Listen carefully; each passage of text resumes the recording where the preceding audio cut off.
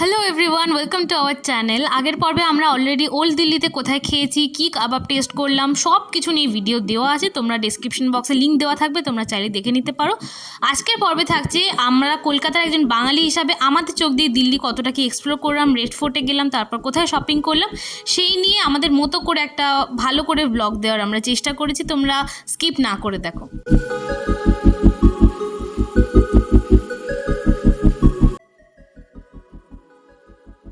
So দিনটা ছিল 16th of August. দেখে হয়তো বুঝতে পারছো যে ইন্ডিপেন্ডেন্স ডে সেলিব্রেশন হয়েছে, তো চারিদিকে পতাকা এবং ফুল দিয়ে সাজানো ছিল। তো সেরকম একটা দৃশ্য তোমরা দেখতেই পাচ্ছ। আর রেড ফোর্টের মানে first impression with red fort was very nice. মানে সামনে থেকে দেখতে কিন্তু জিনিসটাকে ভীষণই সুন্দর লাগে। জানি না ক্যামেরা বা আমাদের মোবাইল কতটা জাস্টিস করছে, বাট দেখতে অসম্ভব সুন্দর। কিন্তু এখানে একটা সাহসিকতার কাজ আমরা করে ফেলেছি। কি বলো তো? সেটা হচ্ছে গরমের দিনে আমরা রেড ফোর্ট ঘুরতে গেছি। আমরা অবশ্যই উইন্টারেই এই প্লেসগুলো লোকজন বেশি যায়, মানে যে কোনো ট্যুরিস্টই, বাট হ্যাঁ অনেক ট্যুরিস্ট ছিল। সেটা ডাজেন্ট ম্যাটার। আমরা তোমাদেরকে এই মানে আলোতে যাতে ভালো করে দেখাতে পারি, তাই জন্যই এরকম ভর দুপুরবেলা আসা এরকমভাবে। আসলে হঠাৎ করে প্ল্যান, তো আমরা অতটা ভেবে চিন্তে প্ল্যান করিনি, বাট অবশ্যই ওয়ার্থ ইট ছিল, আমাদের ভিজিটটা ওয়ার্থ ইট ছিল। তাই জন্য তোমাদের পুরো গল্পটা বলবো। কিছু ইনফরমেশান দিয়ে দিই।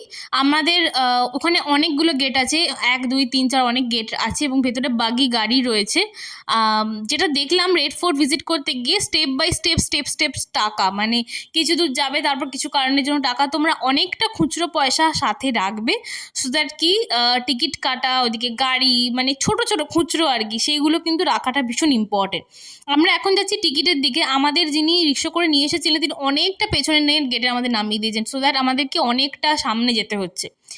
আর এখানে কোন ওয়েবসাইট থেকে তোমরা টিকিট কাটবে সেই লিঙ্কটা আমি এখানে দিয়ে দিলাম ওপরে, আর ডিসক্রিপশন বক্সেও দিয়ে দিলাম। আমি পরে একটা ডিটেল আইটিনারি যখন বানাবো তোমাদেরকে তখন বলে দেবো, ঠিক আছে? আর আমি এবার বাগি করে আমরা একদম সামনের দিকটা চলে এলাম, যেখান থেকে আমরা এন্টার করব। আমরা মানে সামনের গেট থেকে পেছনে গেছিলাম টিকিট কাটতে। সো এখানে পৌঁছেই আমাদের যেটা চোখে পড়লো সেটা হচ্ছে লালকেল্লার বিশাল সেই দরজা, লাহোর দরওয়াজা। এই দরজা দিয়ে প্রবেশ করার পর মনে হলো যেন পুরনো যুগটায় ফিরে গেছি। লালকেল্লা 1648 সালে মোগল সম্রাট শাহজাহান তৈরি করেছিল। তো এটি তার নতুন রাজধানী হিসাবে তৈরি করা হয়েছিল সেই সময়। যখন রেড ফোর্টে ঢুকলাম না, রেড ফোর্টের যে দেওয়ালগুলো ছিল কীরকম লাল বেলে পাথরের তৈরি, যা এটার মানে নামকরণে সহায়তা করেছে। মানে এটা যে নাম হয়েছে লালকেল্লা, সেটা কিন্তু এই পাথর দিয়ে যেহেতু নির্মাণ করা হয়েছিল, তাই জন্য এর নাম হচ্ছে লালকেল্লা। কিছু গুরুত্বপূর্ণ অংশ ঢুকেই যেটা দেখলাম, মিনা বাজার। এই মিনা বাজার পৌঁছানোর সাথে সাথে তোমরা দেখতে পাবে একদম ভিন্ন ধরনের পরিবেশ। মানে এখানকার এতটা রঙিন বাজারটা না, চারিপাশে স্টল রয়েছে। আর মিনা বাজার অ্যাকচুয়ালি তখনকার সময় লালকেল্লার একটা পার্ট ছিল, যেখানে পণ্য, পোশাক, জুয়েলারি, হস্তশিল্প ইত্যাদি বিক্রি হতো। মিনা বাজারটা একটু ঘুরে দেখে নেওয়ার পর আমরা ভেতরে যখন ঢুকলাম, দেখলাম এখানে একটি অডিও ভিজুয়াল হবে টাইপের। সেখানে ওরকম 100-150 টাকা করে টিকিট, 150 টাকা করে টিকিট ছিল, যেখানে ওরা দেখাবে। কিন্তু আমার একদমই ওয়ার্থ ইট লাগলো না, আমি রেকমেন্ড করবো না একদমই। হিস্ট্রিতে আমরা যেটা পড়েছি তার থেকেও কিছু কম করে কেটে ছেটে কেমন করে একটা দেখালো, মানে একদমই ওয়ার্থ ইট না। তার থেকে নিজে গল্পটা পড়ে আসো, আরও বেটার। কিছু গুরুত্বপূর্ণ অংশ দেখে নিই লালকেল্লার। এখানে লালকেল্লার মধ্যেই না প্রচুর বাগানও রয়েছে। মুঘল বাগানগুলির মধ্যে রয়েছে নানান ধরনের ফুল, জলপট্টি। শাহ বুর্জ থেকে দেখা যায় একটি শান্তিপূর্ণ পরিবেশ, যা গরমের দিনে তোমাদেরকে একটা হালকা হাওয়া দেবে আর কি। মানে তোমরা হালকা মানে ওখানে গেলেও একটা ঠান্ডার অনুভূতি পাবে। এছাড়াও রয়েছে দিওয়ানে আম, দিওয়ানে খাস। এখানে দিওয়ানে আম হচ্ছে এখানে সম্রাট সাধারণ জনগণদের সাথে কথা বলতেন, আর দিওয়ানি খাস হচ্ছে যেখানে বিশেষ অতিথি ও রাজ্যপালদের সাথে ব্যক্তিগত আলোচনা করতেন। রেড ফোর্টটা যদি প্রপারলি পুরোটা ভিজিট করতে হয় না, তাহলে হয়তো হাতে অনেকটা টাইম নিয়ে আসা দরকার, মানে প্রায় 5-6 ঘন্টা, না হলে পুরোটা এক্সপ্লোর করা পসিবল না। লালকেল্লা থেকে বেরিয়ে আমাদের আজকে কোথাও যাওয়ার মতো এনার্জি নেই, তাই জন্য আমরা ঠিক করেছি আজকে দিনটা যেটুকু দিন বেঁচে আছে, যেটুকু এনার্জি বেঁচে আছে, শপিং করে নিই, শপিং করে কালকে পুরো ঘুরবো। তো এখন এসেছি জানপাত নগর, তো জানপাত নগরে শপিং করবো, সরি জানপাত মার্কেট।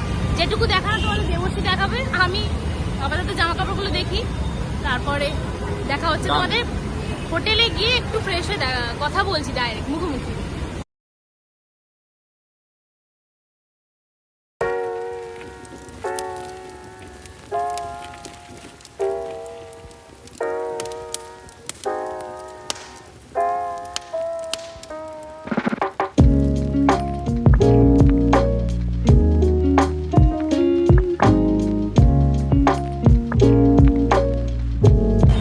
বলছি রেড ফোর্টে যেভাবে ক্লান্ত হয়ে মুখের এরকম অবস্থা, তারপরে যখন জানপথ নগরে এসে জানপথ মার্কেটে এসে যখন এত কিরকম শপিং করেছি একটু, হ্যাঁ এই এক ব্যাগ এই মানে ব্যাগটাও পরে গুছিয়ে দিয়ে গেছে।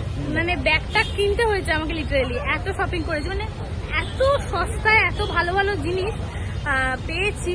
তো আমি সেই শপিং একটা হল না করে থাকতেই পারছি না, তোমাদের সাথে একটু শেয়ার করবো। আর সেই শপিং হলটা দেখতে হলে আমার নেক্সট ব্লগে দেখতে হবে, আর আমার চ্যানেলটাকে সাবস্ক্রাইব করতে অফকোর্স। আর আজকে আমি ব্লগটা এখানেই এন্ড করলাম, নেক্সট ব্লগ শুরু করছে আবার নেক্সট পার্ট থেকে, মানে আজকেই শুরু করবো, এখানে এই ব্লগটা এন্ড করলাম। চলো tata, good night, bye bye, see on the next blog. Do like, comment, share আর সাবস্ক্রাইব। রেড ফোর্টে ঘোরাকালীন না আমরা কয়েকটা তো তুলেছি, কিন্তু আরও অনেক ডিটেল যদি তুলতে চাইতাম, মানে আমাদের চার্জ ছিল না ফোনে, আমাদের বাড়িও ফিরতে হবে। তো সেই কারণে আজকে ভিডিওটা একটু ছোটোর ওপরেই রাখলাম। নেক্সট ভিডিওতে কুতুব মিনার সহ আরও নানান দর্শনীয় স্থান নিয়ে ফিরে আসছি।